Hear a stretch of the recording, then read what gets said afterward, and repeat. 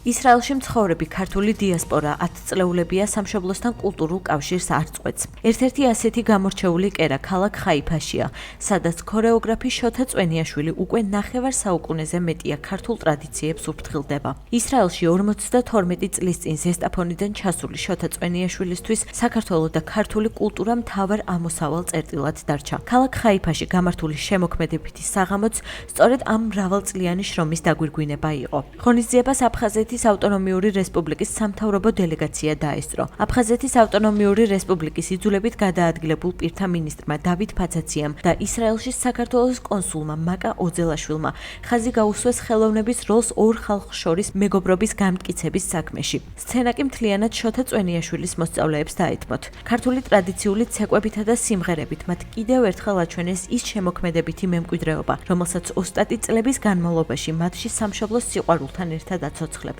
გაოცებული ვარ პირდაპირ გაგებით იმ ზეიმით და იმ ქართული ცეკვით, ქართული სიმღერით, მახვილი ქართული ენით, მეტყველებით, რომელთაც გამოირჩევიან ჩვენი ქართველი ებრაელები და სიამაყის მეტი აი სავსეა გული როგორც იყვნენ სიამაყით და ღირსებით იმისა რომ როგორ სათუთად და როგორ ღირებულად უვლიან ქართულ ენას, ქართულ ტრადიციებს ისრაელში ჩვენი ქართველი ებრაელები და დიდი მნიშვნელობა აქვს დღევანდელ საღამოს.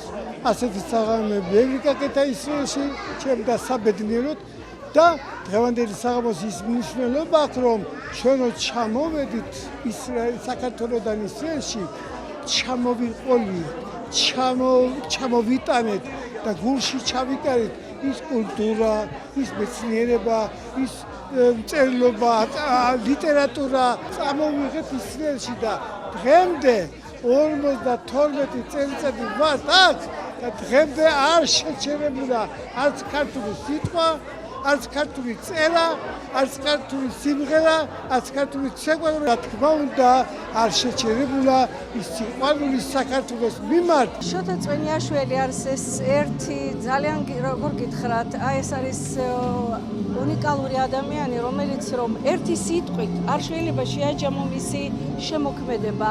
ამ ადამიანმა განვლო მრავალი წელი აღზარდა ძალიან ბევრი თაობა ისრაელის მოცეკვავეების. საქართველოში ეს ძალიან განთქმული ქორეოგრაფი იყო. დიდი სიყვარულით საქართველოშიც, ისრაელშიც მრავალი ბავშვების აღმზრდელი.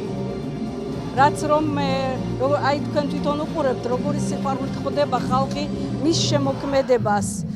აფხაზეთის ავტონომიური რესპუბლიკის სამთავრობო დელეგაცია ქალაქ აშდოდში ქართულ ებრაულ სახლსაც ეწვია, რომლის დამფუძნებელიც ქალაქის ვიცე-მერი მოშე ბოთერაშვილია. აშდოდი აფხაზეთიდან მიგრირებულ ებრაელთა სიმრავლით გამორჩეული ქალაქია, ამიტომ შეხვედრის მთავარი თემა სწორედ აფხაზეთი და იქაური ურთიერთობები იყო. ეს სახლი დაარსდა 22 წლის წინ, როდესაც ბატონი იეხელ ლასრი ქალაქის მერი დადგა და მე ვიყავი ქალაქის საბჭოს წევრი მაშინ და თხოვე რომ მინდა ქართველი სახლის დაარსება. ეს იყო ჩემი იდეა. ასეთი სახლი მსოფლიოში არ არსებობს ქართველი ებრაელების. ეს არის ქართველი ებრაელთა კულტურა.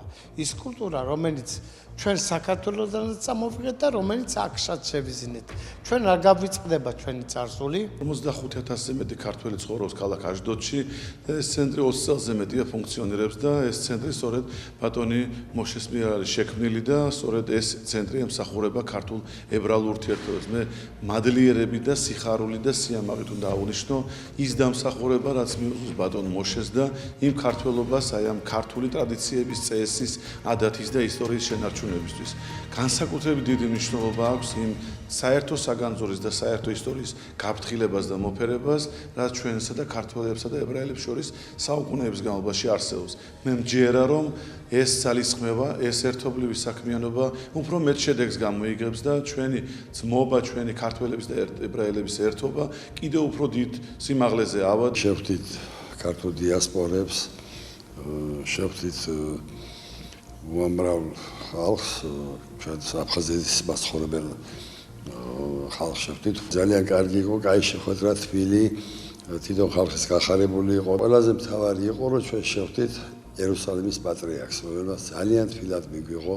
მინდა ძალიან დიდი მადლობა მოხატო ქართველ ებრაელებსა, აქაურ ყველა ებრაელებს. ვიზიტის ფარგლებში მხარეებმა სამომავლო გეგმები დასახეს და იმ პროექტებზე ისაუბრეს, რომელთა განხორციელებასაც აფხაზეთის ავტონომიური რესპუბლიკის იძულებით გადაადგილებულ პირთა სამინისტრო და ქართულ ებრაული სახლი ერთობლივად გეგმავენ.